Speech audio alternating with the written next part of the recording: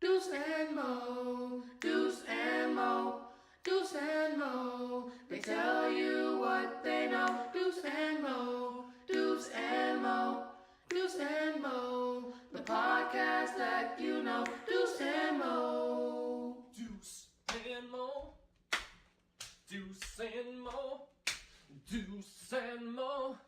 They tell you what they know. Deuce and Mo. Deuce and Mo, Deuce and Mo, the podcast that you know. Oh yes, welcome into the Deuce and Mo podcast, recording this live on a Tuesday morning. What a time it is in the NBA playoffs. What a time it is in the NBA. We're having so much fun. Of course, each and every one of our podcasts presented by our friends over at The Burger Patch. Go to theburgerpatch.com. Use promo code DMP20. It saves you 20% off. I'm Deuce Mason, alongside Morgan Reagan. Mo, how are you? I am wonderful on this Tuesday because I've been watching hours and hours of basketball. And what else would I want to be doing with my life? Can I make your Tuesday even better? Yes. Can you? I can right now because we're going to welcome in our good friend, the one and only Yes. Jerry Reynolds. Jerry, how are you? Mo and Deuce, Mo and Deuce. Great to be with you, too. Oh, beautiful song choice. Interesting how you put her name first. Well, you know, come on. She's the real headline act. Jerry, right before I just had a conversation with you for a quick second before transferring you over. Jerry Reynolds told me he kind of liked the play-in, which surprised me. Yeah, you know, I'm a little bit ashamed of myself because I didn't want to like it. You know, I really have been against the thing from the start, you know, because I think it's kind of watering down everything, which it probably is, but it sure was, you know, entertaining. And I think the one and done kind of pressure, you know, which is always, I think, you know, been in favor of. That's why I think the first round is so stupid to have 7 games. It should be 3 games at most, and then maybe 5 in the second, or from there to the finals. Now, the finals would be a 7-game series. I mean, I think the NBA would get better ratings, be a better product, make more sense.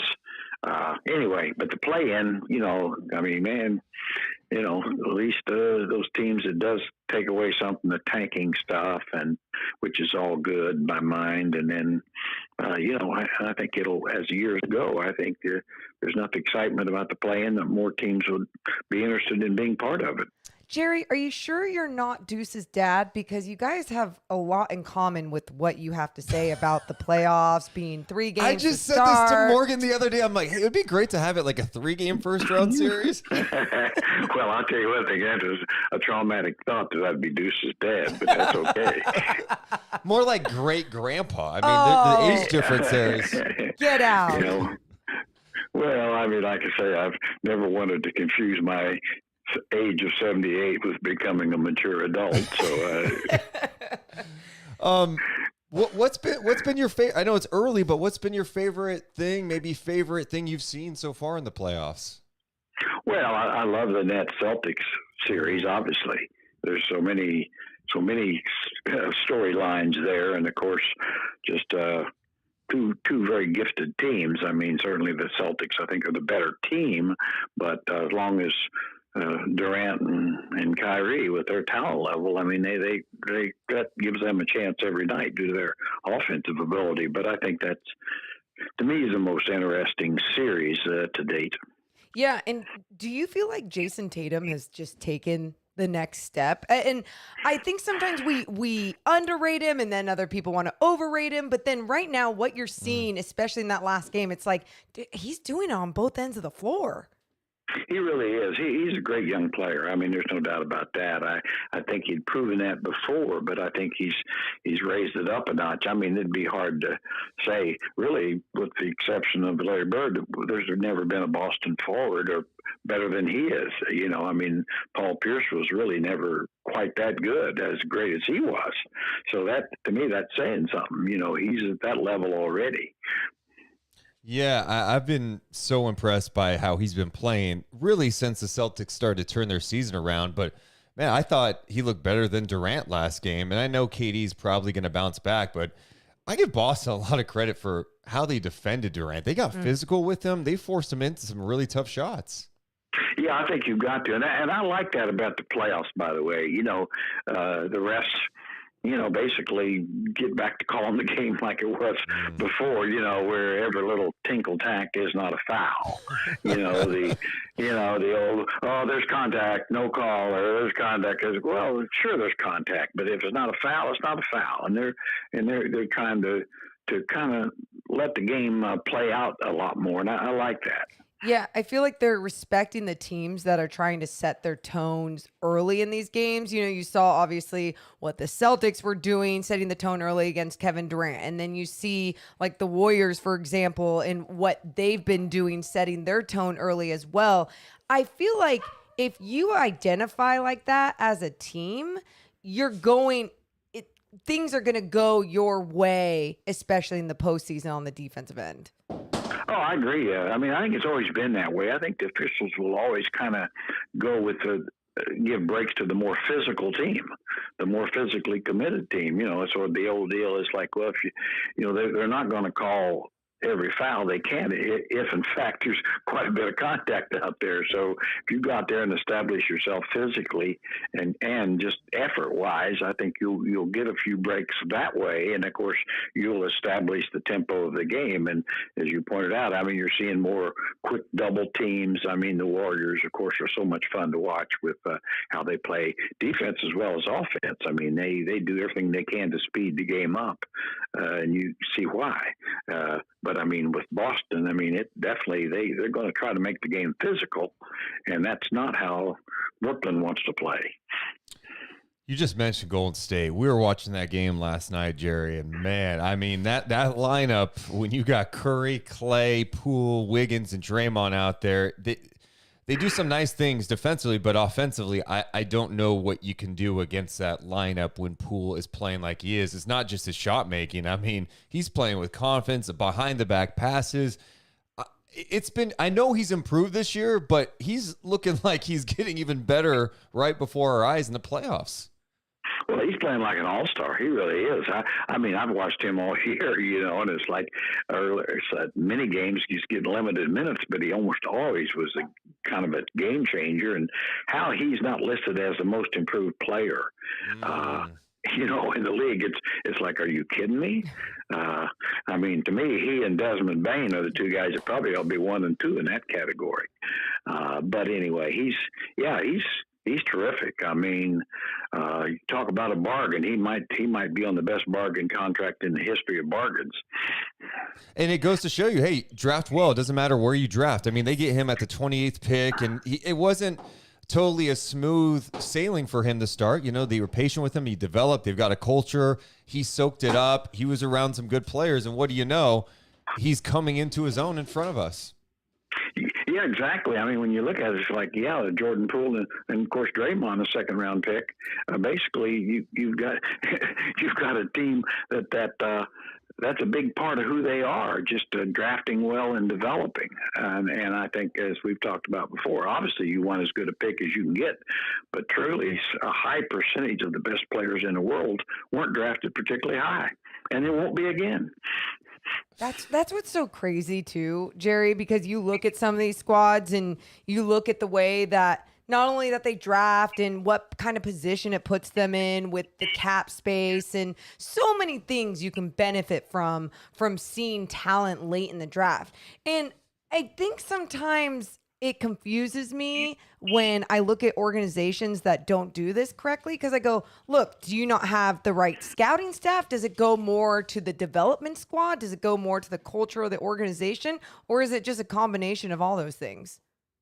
I think it's a combination of all those things because, there's so many ways, as proven through history, of ways of developing, say, championship caliber teams via the draft. For the most part, the Warriors have done. But you look at last year's champion, the Bucks, certainly Antetokounmpo was 15th or 16th pick. Chris Middleton was a second-round pick who they traded for. The rest of the guys weren't draft picks. Free agents and trades. So that's how they made their championship team without any sign of a lottery pick that they had.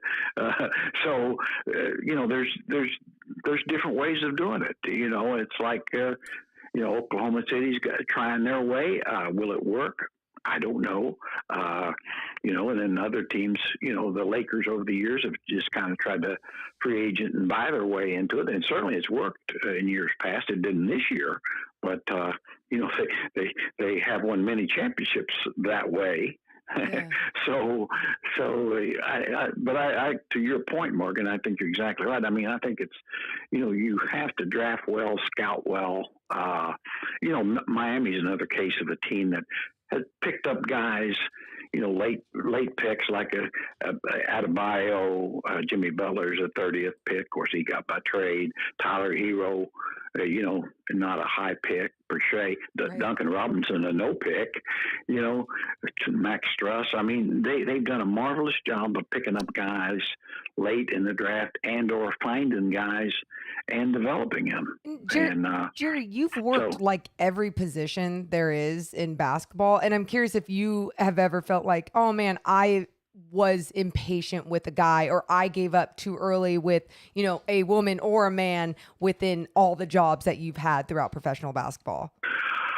Well, I think so. I think that's, and I think was probably the case. Not that the Kings early on sent stars out anywhere, but I think patience would have been better with a couple of guys. I was thinking of Kenny Smith in particular. I felt like the Kings probably, not that he was a great player or anything, but I think that he got better after he left, and the Kings should have hung on to him a little more. But there's examples of that. I think more than anything, I think the Kings have, for the many years, have been short on scouting and a number of people. It's always been a kind of a numbers crunch kind of excuse type thing, and and that's just not where you need to save money. You can only have one decision maker, but you need to have. It doesn't hurt to have 5 or 6 legitimate voices. And I think that's where teams like Miami and San Antonio are great. They've got obviously the right voice making the final decision, but they've got a lot of people out there with a lot of experience, not just they've got a couple of their top scouts are 65-year-old, 70-year-old men that have been to the county fair, and so I think that does help. Experience. It doesn't necessarily make you wise, but it gives you a chance. Yeah, I mean, and you see those teams. You talk about working on the fringes. I mean, Miami too. Gabe Vincent, who was with the Stockton Kings, right? Stockton, yeah, exactly, right down the road. And he's a nice player. Knowledge out of him, yeah, a nice little player, and that's just simply being good at your job, I think, and I think too, their trades. Like I say, they generally, when they trade, they get value. So that's a credit to, I think, mostly to Pat Riley, and of course Eric Spoelstra is a terrific coach, but then he's a product of Pat, and so it's just a credit to how they've done things without really counting on the lottery per se to have any real influence on them much. Yeah, we're talking about so many players who maybe are like later picks have been able to help their teams. I know one guy that I'm sure Jerry loved watching last night was Jalen Brunson. And I mean, I feel like Jalen Brunson, watching him, his game, he looks like he could have played in like the 90s, the 80s, whatever. He just plays the right way. And God, what a night for him. He has been good forever, really. I mean, that was without Luka on the floor. He got a chance to do more, and he's done that consistently, really, when Luka's been out. But he is. Boy, that's a great point. I mean, he is a throwback. He's kind of like a 2022 version of Lenny Wilkins. I mean, the guy really is tough, quick, strong, and he's going to make a lot of money. And I'd said, I think it was on our Kings Herald podcast a year ago, I said that's a guy that's way better than people think he is. Yeah. And now it's clear, and Dallas going to have a tough time keeping him, which they know, and that's probably why they got Dinwiddie. I mean, they know that there's a good chance they won't be able to afford to keep him. Those Villanova guys, Jerry, I mean, it seems like they just know how to play. They do, don't they? Well, there again, a great coach. They generally stay for more than a year. They actually get some fundamental skills, and they have to play team basketball, all those kind of things. Kyle Lowry, what a marvelous career he's had, and I was telling the other day, I said, I'm old enough. I remember Kyle Lowry in college. I remember him as a rookie at Memphis before they moved him on. I said, our guy, Davion Mitchell is almost just like that guy, except probably a little better at the same stage. Wow. He's still got that. I mean, Kyle was a little bulldog. Yeah. But, and still is. but I mean, it's one of those things where Memphis at that time was doing things wrong. They're doing everything right now, but they decided, well, he's not the answer. And then, of course, they got Mike Conley, who was really good. But the reality is Mike's never been quite as good as Kyle. Yeah. Well, what do you see in Kyle to see the Davion Kyle comparison? What are the similarities to you? Just the bulldog mentality. I mean, those guys are little, big heart, tough-minded competitors. And you go back watching Lowry in college or throughout his career. I mean, he basically takes it personal every play, and has gotten better as a shooter. Which was one of the weaknesses he had coming out. Didn't have range and things like that, but was always had that natural leadership ability, which I think we saw from Davion late in the year, where he really would kind of trying to take over the team, such as it was. So I think there's, I always say, a little bit of a heart of a champion, not to put it in a nutshell. Yeah. And there's reasons why you want those guys, as many as you can get like that. And I want to continue talking a little bit more about the Mavs in a second, but just going off of, defensive guards, obviously Marcus Smart winning Defensive Player of the Year. And then we're talking about someone like Davion and his defense. And I feel like we're seeing the importance of the perimeter pressure, the importance of that defense. And yes, absolutely, rim protection, the presence in the paint, so very much felt for so many teams, offensively especially. But that perimeter defense is so important. And I feel like with Davion Mitchell, especially what De'Aaron Fox had to say at the end of the year about him being a top 5 defender. Do you see him, even though he is an undersized guard, continuing that reputation around the league?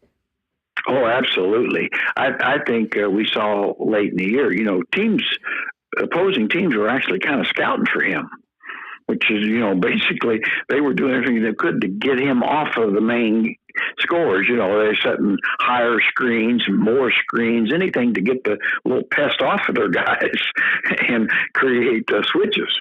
And so I thought that was kind of interesting. Like I say, teams are smart, and they know that you've got to deal with this guy. And and to your point, I think it's a great point, by the way.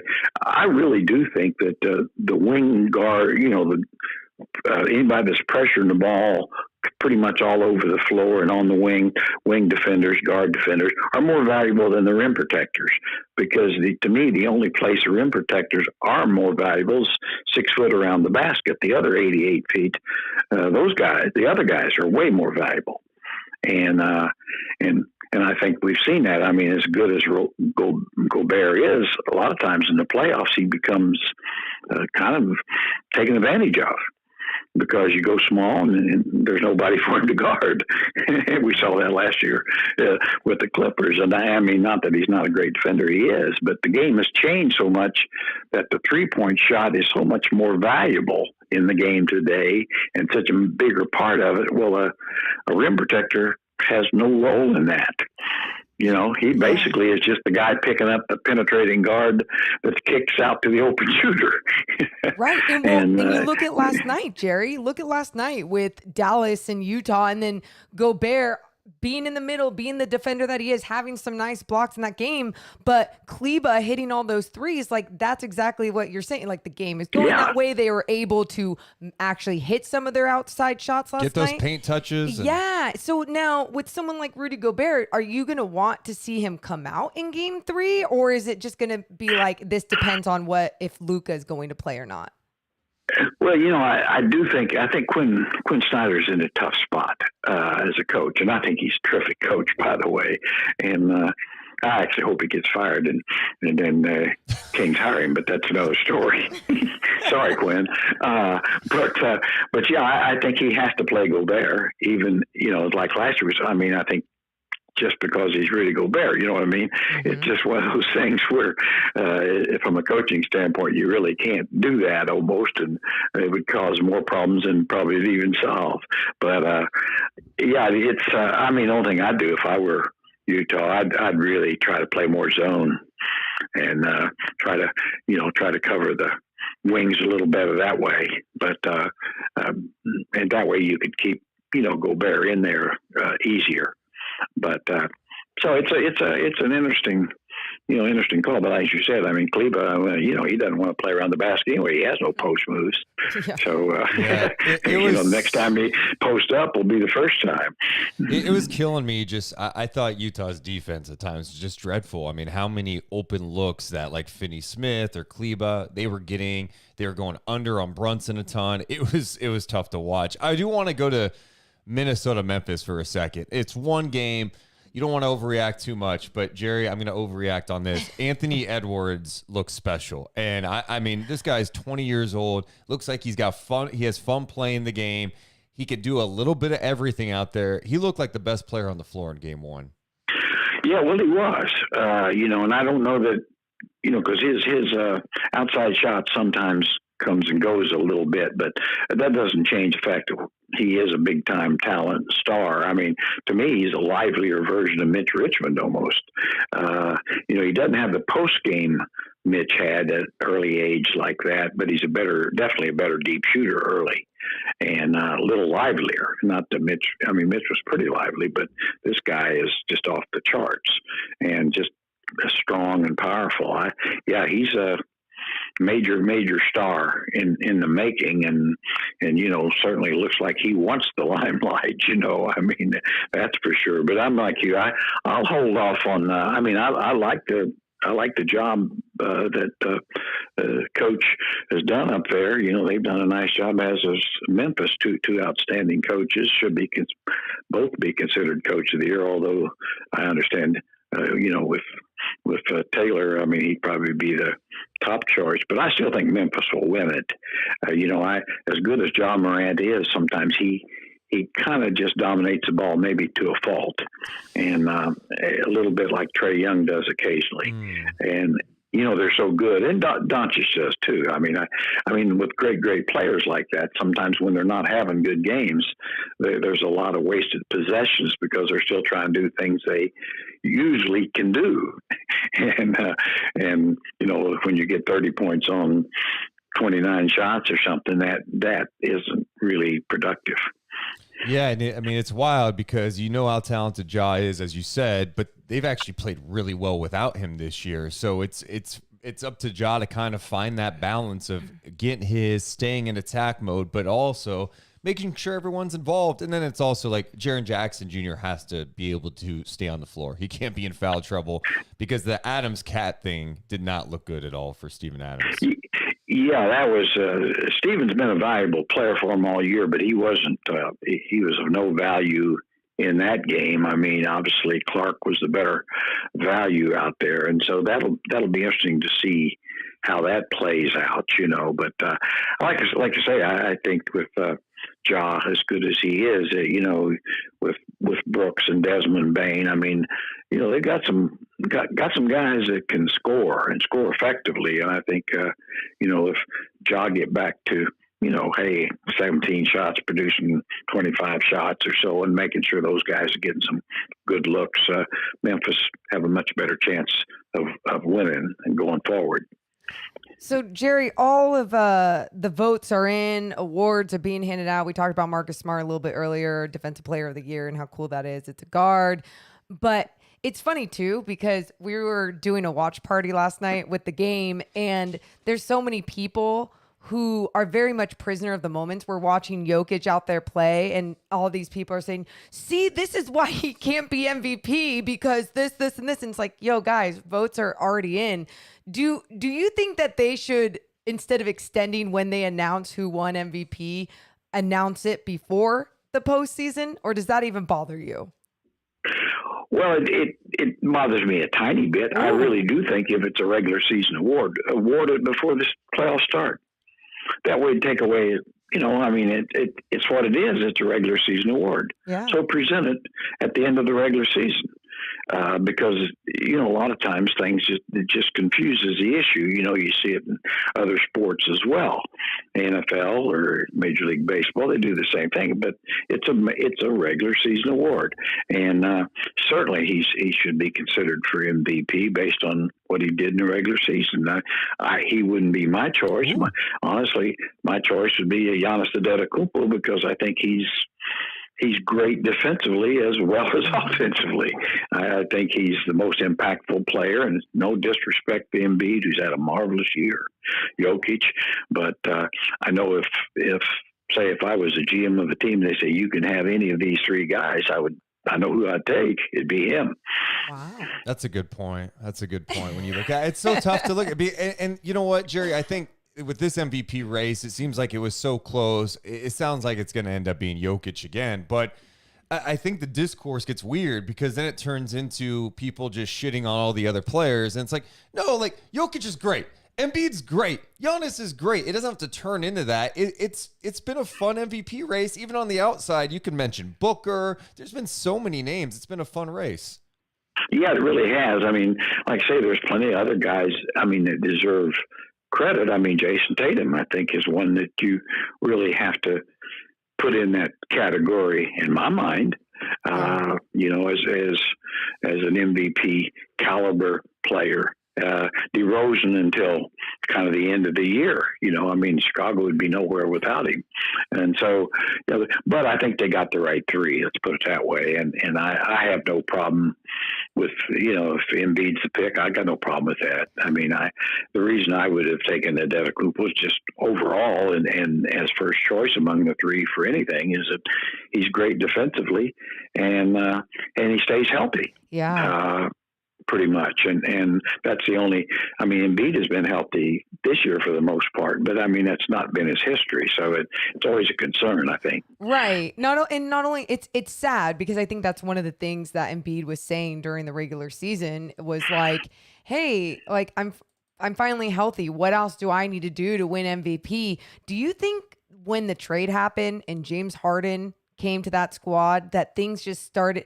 I know things were good at first, the first couple of games, James Harden is always 15 pounds less and has 20 assists and cares about his teammates and everything for the first 20 seconds.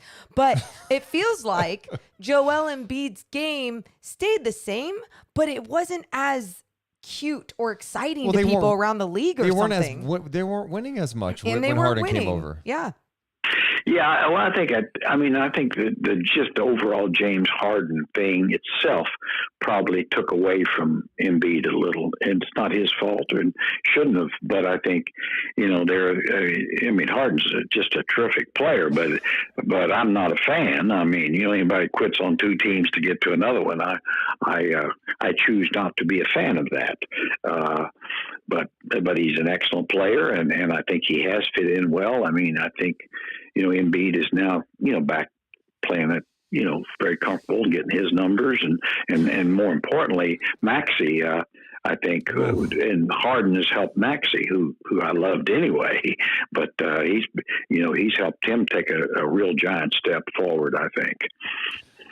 We got to talk about the Kings. Last time we talked to you was still the season going on. Now we know they're conducting another coaching search, which seems like something that happens every 2 or 3 years now in Sacramento.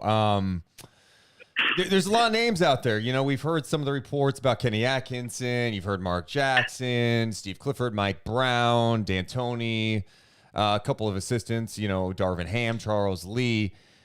I'm curious if any of those names jump out to you. And then also, what's the biggest challenge for a person taking over as head coach of the Sacramento Kings?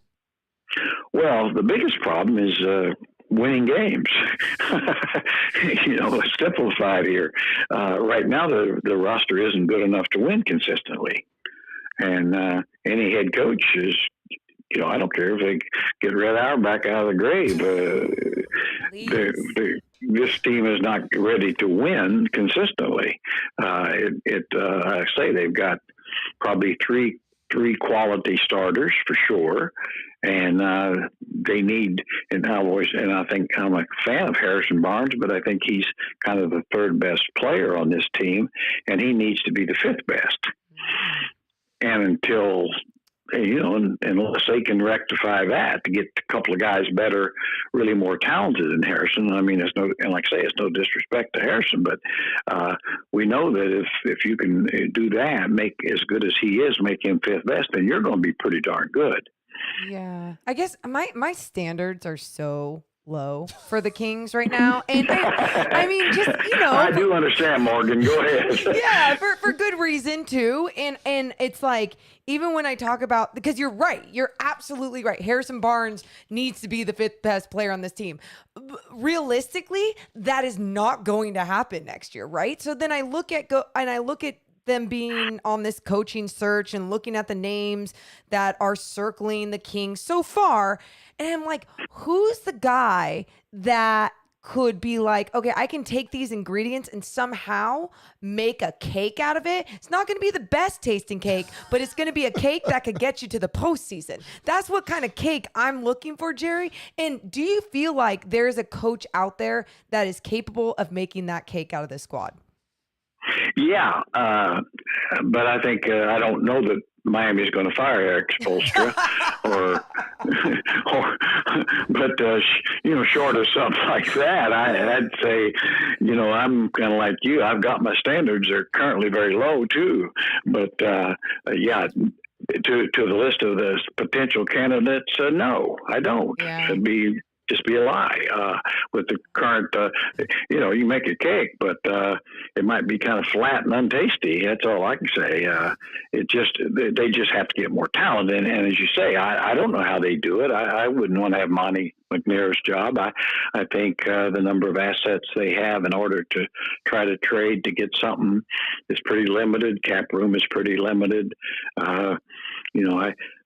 I've always thought, quite honestly, that was one of the biggest flaws I thought by letting Boogie go, because, he was being overpaid. Of course, Atlanta knew that to get him, but he's an asset. Mm-hmm. He's like Harrison Barnes. He's a guy that every team in the league would trade for. Especially the winning teams, with needs. And so you just lost, you lost a potential major asset for poor money. And that's, I just don't think that's a very good recipe, but, and then, I've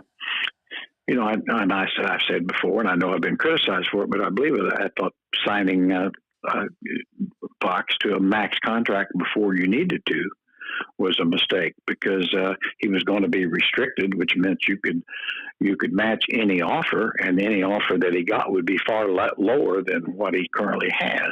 And so even if you gave him more than any other offer, you still have a lot more cap room than you currently have. And so those two things have limited you a little bit. And so now you got the draft. That's a great. You're going to get a good player there probably, because Monty's proven to be an excellent drafter so far, 2 for 2 in my mind. But that don't that's not likely to, as we know, you can draft well and not get better. We've also proven that. And so, to me, you've got a free agency and trades are what the Kings have to come up with in order to really improve the roster. But the good news is, in my mind, you might be able to solve one problem through the draft, like a wing player, but they're probably the power forward, which you really need. I think to fit with Sabonis, you're not going to have to trade or try free agency of some way to get that guy, that level player that fits with him. And in my mind, to get with somebody that fits with Sabonis, you really need a guy that's a solid, proven deep shooter. That's a tough buckaroo too. And the Kings, don't have that right now. Yeah, the name that keeps coming to my mind with that is Jeremy Grant, and I know he makes a lot of money right now, but I just look at a guy who has shown the ability. Of course, Detroit, he's getting more of an opportunity, but I loved him when he was in Denver. Could defend multiple positions. That's something Sacramento lacks big time. He can handle a little bit. He could score it. He seemed like he'd be a great fit. The problem is what you said is like the assets. Like you don't want to overpay for someone like Jeremy Grant when he makes a lot of money. His contract's coming up, and you're limited on kind of the pieces you do have at this point to move. Yeah, exactly. I think it'd be tough. I mean, that's why I've always, a guy that's not nearly as talented as Grant, but I think might be as good a fit as Bobby Portis because he can really shoot the three and he's tough and can even play the five, as we saw when Brook Lopez was out with the Bucks, and a guy that's still young, 27 or something. And like I say, an actually tough physical guy, which I think all of us realize that, yes, the Kings don't have enough of those guys. Certainly, you get two or three of them, and all of a sudden, I always say go back to the year when Mitch and Marshallonis and Brian Grant and Michael Animal Smith. I mean, that team in '96 was probably the most physical team in the league, and it even made Olden Polynice physical. He thought he was tough because he was surrounded by legitimately tough guys, so he puffed up big time. And so like I say, the Kings right now, I think are just too soft a team, and certainly Davion and Sabonis are tough every night. And I think Harrison certainly has proven that he won't take a step backwards, but not enough other guys. Yeah, I'm with you. And I think for the Kings, we talk about free agency, draft, trades, like that's where you have to go, of course. And free agency is tougher because it's hard to draw people to Sacramento. I think part of it too is just internal growth. Like you need Fox. Fox has to come out of the gate ready to go next year. And whoever the coach is, has to find a way to get more out of him defensively. You hope Sabonis can kind of improve as a shooter a little bit, and that Davion could take a step. Like internal growth is so important over this offseason. Oh, absolutely. And I think all those things, that's the problem. I mean, you got reason to believe those things will happen. I mean, Sabonis shot 32% of threes through his career at Indiana, as almost identical to Miles Turner. By the way, he didn't look that good here, but all he really has to do is hit an 18, 20-footer consistently. And I think he'll do that. He's a good free throw shooter, so I think he'll do that. Davion, just keep doing what Davion's doing. His work ethic, you saw the progress. I think that'll happen. I think the real question is, Fox could be a terrific defender. Yeah. His quickness and length. I mean, you see what Davion does to disrupt. I mean, Fox could do the same. He's never going to be quite as physical naturally. I mean, he just isn't, and not many are like Davion. But I mean, his length and quickness. Those two guys could just put a real hurting on you. But that's up to me. That's up to Fox. Also, it's up to the coach a little bit to demand it and expect it. Yeah. Yeah, you're so dead on with Fox, because I think Deuce asked me at the end of this season, he's like, what's the biggest thing Fox needs to work on going into next season? And I was like, how about shooting? And then Deuce is like, I feel like it's defense. And it really is.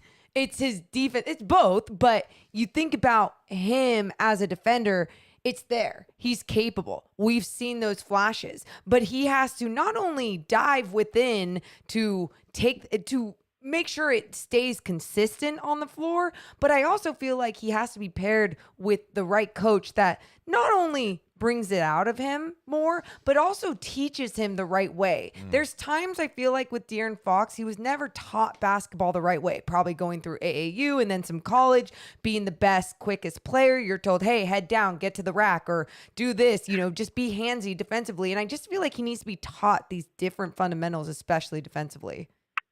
Yeah, and I think, just a little more accountability. And I think with De'Aaron, he's been such a marvelous talent and just a delightful, nice person his whole life. I mean, every coach, whether it's AAU, high school, college, everybody was just trying to keep him happy, keep him on the team because they knew he wouldn't be around long. And I mean, and now it's almost the same things applied in the NBA where it doesn't need to. I mean, not that you go play the Bobby Knight role or anything, but I really think De'Aaron's the type person that he wants to be a better player, and I think honestly, to kind of be reminded that certain things can't be tolerated. I always kind of go back, and I've said this before on the podcast I do with King's Herald, is kind of I call it the Kenny Smith rule. When I coached Kenny Smith years and years ago as a rookie and a young player, I told Kenny finally early in his career, I said, Kenny, have you noticed anything about how you're guarding people? And he said, well, what do you mean? And so I said, have you noticed that everybody likes playing against you? I mean, they're not supposed to like playing against you. They're supposed to be pissed off at you. I said, have you noticed, do you like playing against John Stockton? He said, no, he's physical, man, even dirty sometimes. I said, there you go. There you go. I said, I don't expect you to get to that because that's not your personality, but that's the right direction. Yeah.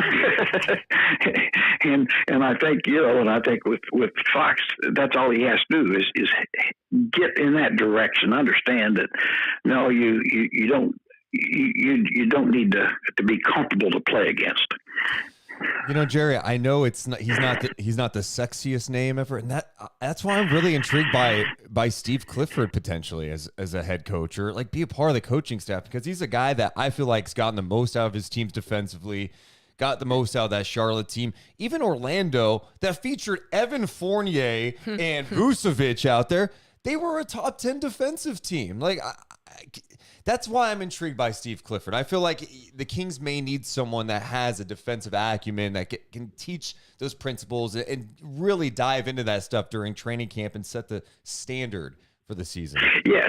I mean, he's obviously a competent coach. I mean, he's a competent professional coach that does have, his chops kind of on the defensive side of it. So I think he's a good name. I probably am, I just hope they take their time, don't get in a rush, and really go through a process. I don't know what kind of process they'll go through. I think as much as anything, talk to a lot of different people, different types of people, and hopefully they learn what questions they need to ask. And if you're going to hire a coach, you probably need to have some legitimate questions that only a coach could answer. It's not a PR kind of meetings, and I think sometimes I'm not sure they haven't done that, but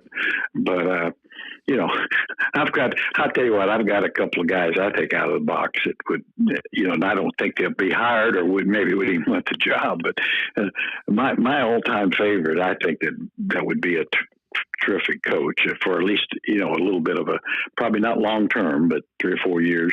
Kelvin Sampson, University of Houston. That's right. I think that guy is a great coach, and he has been, and he was a great assistant coach for University of Houston. For the Houston Rockets under Kevin McHale. And I've known him. That guy has got an edge to him.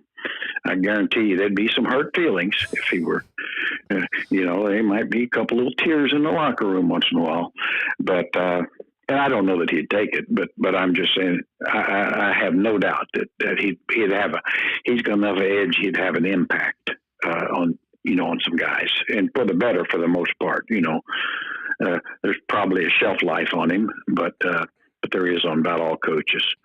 And so anyway, I've always thought that. Another guy, I know that the fans will think I finally have went senile, but Bill Laimbeer. That guy, I've known Bill, he was a hell of a player, dirty as crap, but the winner, all NBA champion. But he also was an assistant coach for several years in the NBA, and he coached the 3 champions in the WNBA. So, Jerry, your style is people that are going to make people cry. I like it. Well, they're going to hurt some feelings, and I think that what you don't want is you want, certainly, I guess the thing I noticed, too many cheerful guys after losses, and I think you should be sportsmen. I mean, definitely congratulate the victors and be gentlemen. But that's it. You don't have to have like you're having a family picnic. So that'd be just a little bit of a start. Now I know I'm a little old school there, because back when I was doing it, no teams didn't even talk to each other after the game. You walked to the locker room. You won. You went to the locker room. You got your butt beat. You went to the locker room.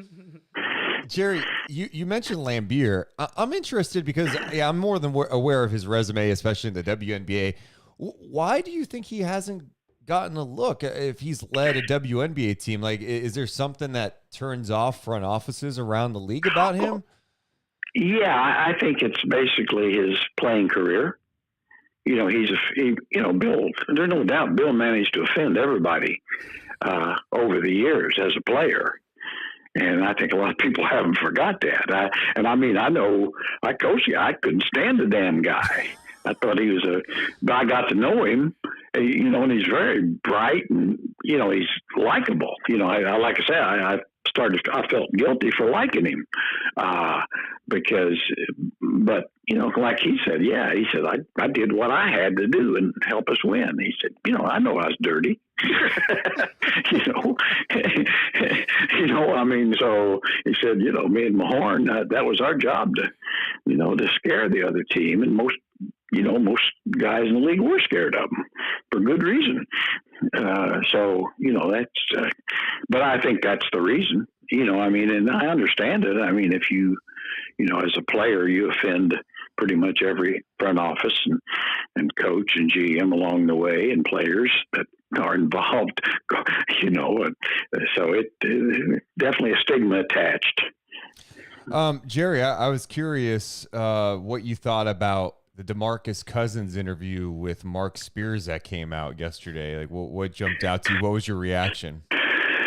Well, it seems like DeMarcus is DeMarcus.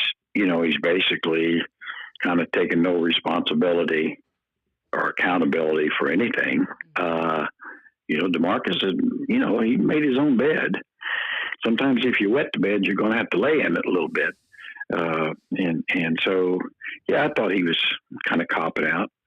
DeMarcus, obviously a marvelous talent, and I got along with him well. I liked him off the court, but I also saw what happened in practices and some of the disrespect with coaches, head coaches, assistant coach, some teammates. I saw that, and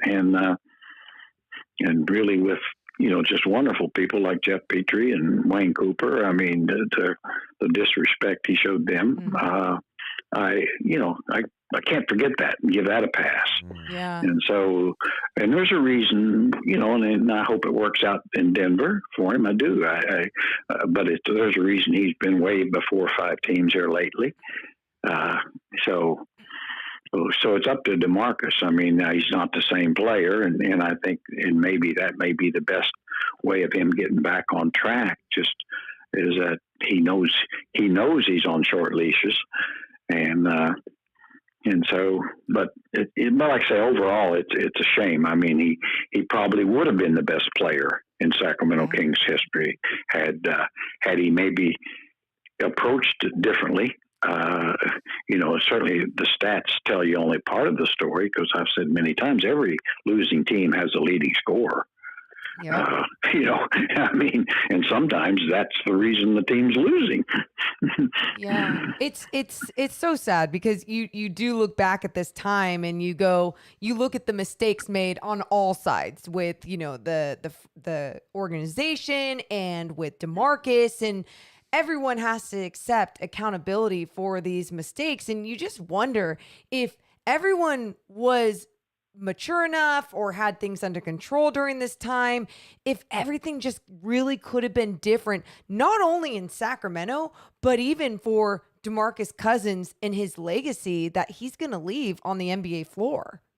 Oh, exactly. I mean, he's a Hall of Fame talent, and he's not going to be in the Hall of Fame. So that tells you about that. And as you said, there's a lot of blame to go around. Now, I do think probably he deserves probably more than anybody else because it's his talent, and that's been squandered. I mean, the injuries are part of it, but I know, that there's a reason why he's where he is at this time.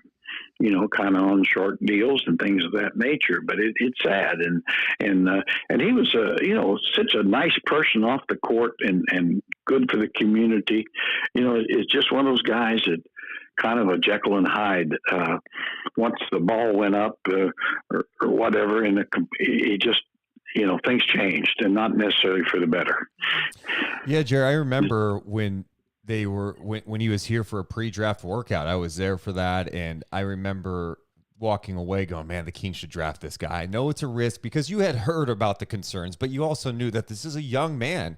And then he comes to Sacramento, and if I remember correctly, Petrie hired his old high school coach to be on the coaching staff to try to get him in a comfortable spot and get him feeling good about the environment in Sacramento. It seemed like you guys, at least early on, tried to do the right things to get him going in the right direction to set him up for success.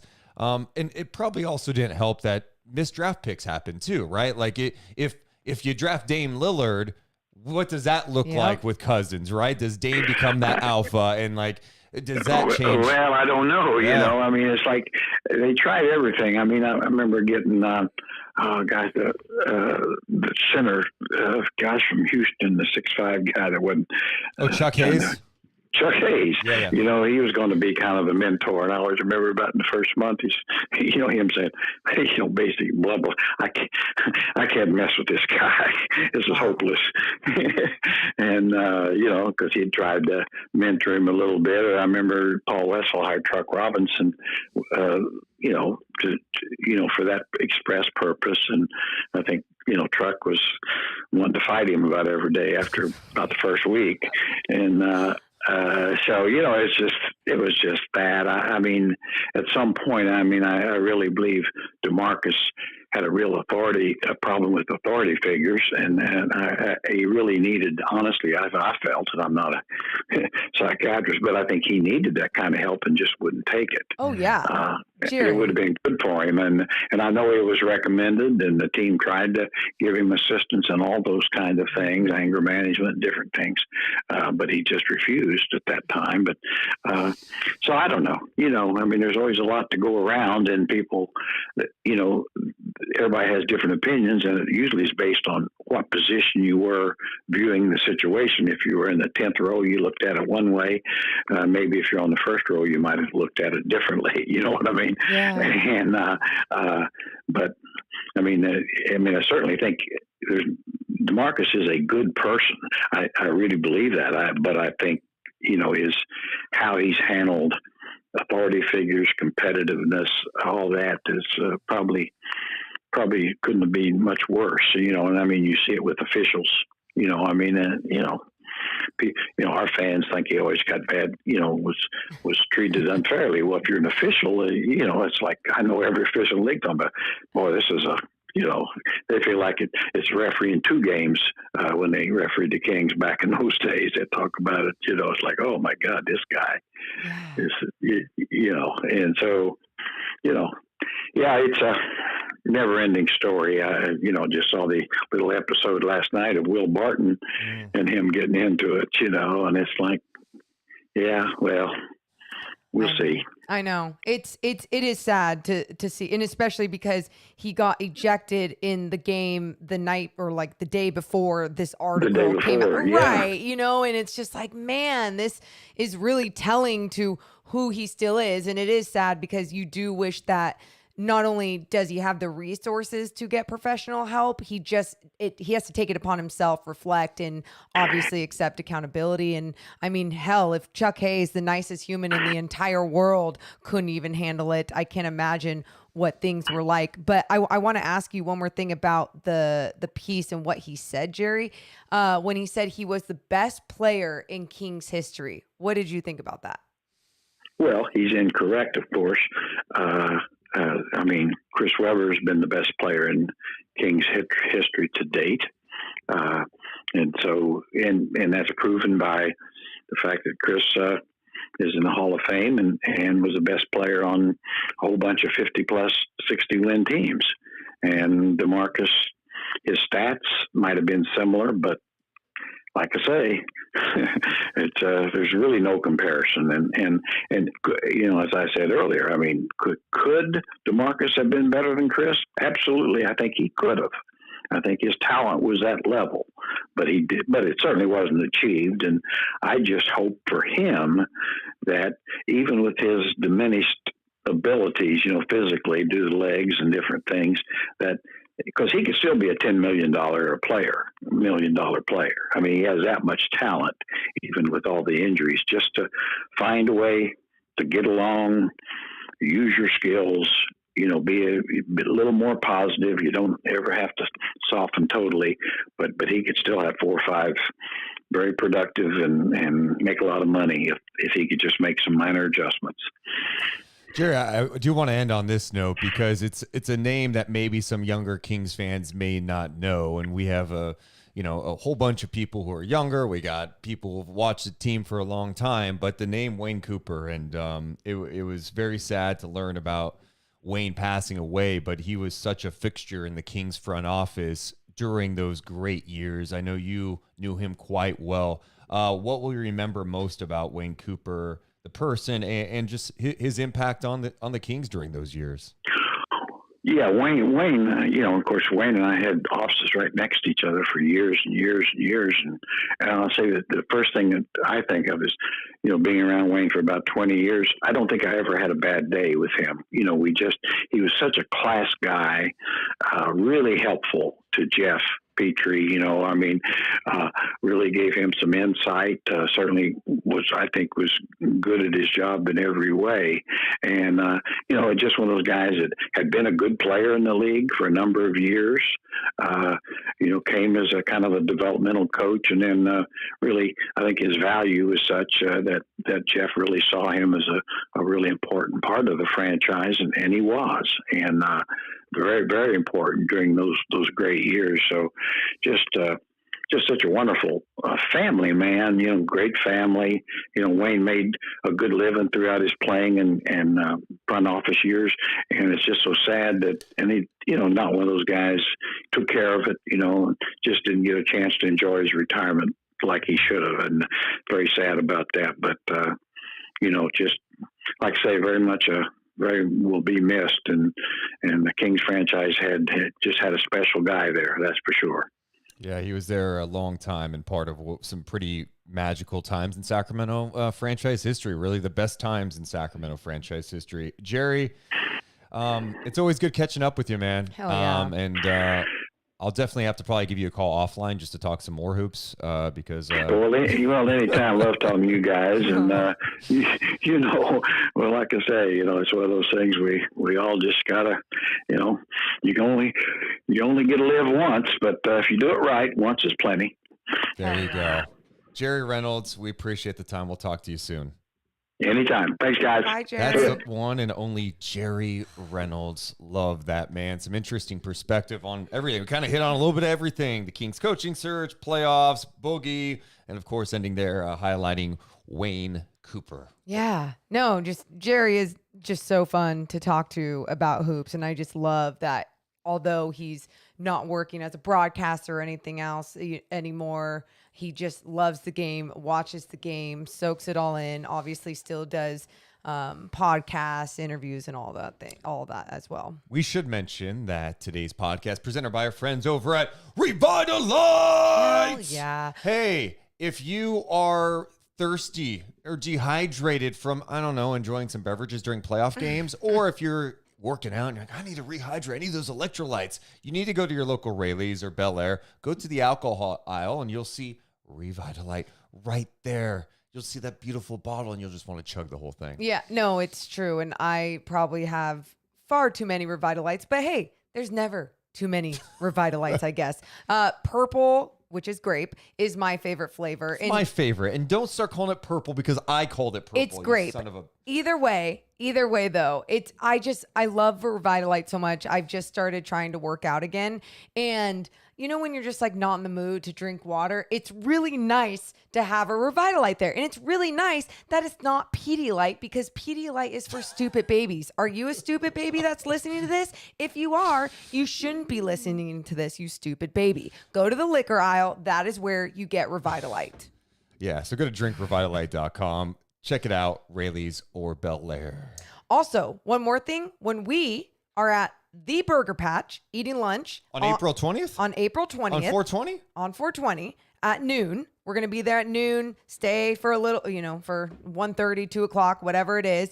And we're going to buy the first 10 people a Patch Burger. But I'm also bringing some cases of Revitalite that they have given to me. So if you've not tried it yet, make sure you come to the lunch and you'll also get some Revitalite. Yeah, that's the Burger Patch in Midtown Sacramento. It's not like a big event. It's literally me and Morgan. We're like, we're going to go have lunch. And let's go ahead. And like, if some people who've been watching and listening to us all year want to show up, we'll buy the first 10 Patch Burgers. Morgan's going to throw them some Revitalite. We'll chat. We'll hang out. We'll have a good time. It's April 20th at noon at the Burger Patch in Midtown. Correct. We appreciate all the sponsors of the Deuce and Mo podcast. Morgan, Reagan, some quick thoughts to wrap up after this Jerry Reynolds chat. I'm trying to figure out what I enjoyed more last night in the NBA. Mm-hmm. Was it the magical lineup of the Golden State Warriors with Jordan Poole doing his thing, Steph looking like Steph again coming off the bench, or was it Jalen Brunson and the Mavs taking over and tying that series at one apiece? Well, I feel like it has to be Jalen Brunson, even though it is the Mavs. And it has to be because no one was and is expecting this to happen with this squad without Luka Doncic. You know what he adds as in a scoring talent, a facilitator, the amount of attention that is drawn to him. But the fact that Brunson stepped up the way he did, especially when Dinwiddie has just been doing all right in these last two games, right? And then you have someone in Kleba who was hitting down those open shots. You had guys executing on so many different levels and understanding, okay, have Rudy Gobert in the middle. We don't need to play that game. We can play this outside game. I can play the mid-range game. Jalen Brunson, just incredible performance from him. But at the same time, what a magical performance from this Warrior squad as well. I mean, it's just so fun. Steph was ridiculous. Jordan Poole, man, is quickly becoming one of my favorite players to watch because it's not just the shot making, which is special out there, but some of the passing. And now you wonder from a Nuggets perspective, can they rally? What kind of team are we going to see an effort from the Nuggets in game 3? Because they look broken. They look fractured last night. Yeah. Jokic getting tossed in that game. You had the Cousins-Barton issue.